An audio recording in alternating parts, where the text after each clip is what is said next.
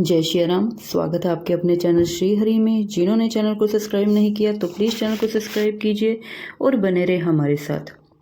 आज हम आपको सुनाएंगे वैशाख मास की कथा, तो कृपया ध्यान से सुने। पुराने ज़माने में रतिदेव नामक एक राजा था। उसके राज्य में एक ब्राह्मण रहता था जिसका नाम था धर्मकेतु। धर्मकेतु की दो पत्नियां थीं। एक का नाम था सुशीला और दूसरी का नाम था चंचलता। दोनों पत्नियों के विचार एवं व्यवहार में बहुत ही अंतर था। सुशीला धार्मिक वृत्ति की थी और व्रत उपवास पूजा अर्चना करती रहती थी। इसके विपरीत चंचलता भोग विलास में मस्त रहती थी।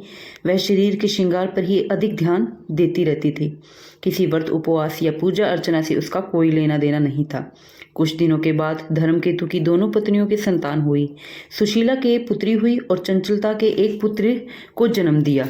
चंचलता सुशीला से कहती रहती थी कि सुशीला, तूने इतने व्रत उपवास करके अपने शरीर को सुखा लिया है, फिर भी तेरी लड़की हुई है।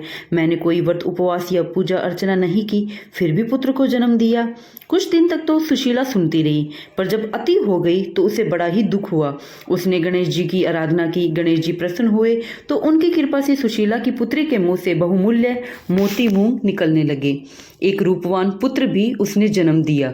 सुशीला का ऐसा सौभाग्य जागा तो चंचलता के मन में जलन होने लगी।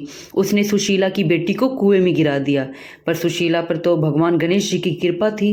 उसकी बेटी के बाल भी बांका न हुआ और वह सुकुशल कुएं से निकल आई। तो गणेश जी ने उनके ऊपर कृपा रखी और सुशीला के पूरे परिवार को हमेशा खुशी रखा। तो जिन्हें भी ये कथा अच्छी लगी तो जितना हो सके इसे शेयर कीजिए। बने रहे हमारे साथ। जय श्री राम, राधे राधे। और वैशाख मास में जरूर इस कथा का श्रवण करें और दूसरों को भी सुनाएं। जय श्री राम।